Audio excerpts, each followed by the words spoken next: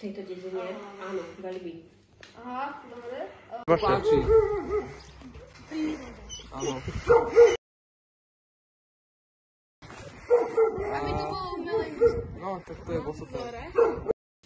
Alebo V našom dvore, či v celej dedine? v celej dedine. V celej dedine. A možno futbalové ihrisko by sa zišlo. Aha, také menšie, či? Také menšie. Dobre, dobre. Aby deti mohli trénovať. Aha, dobre.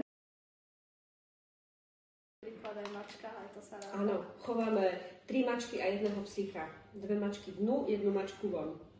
Dobre. Dobre? Ale počkaj, veď Máš? máš 2 psy. No ale to nechovám. Učíme na vysokej škole. No, jasné, jasné. A nie tu. Kde? V Bratislave. Áno.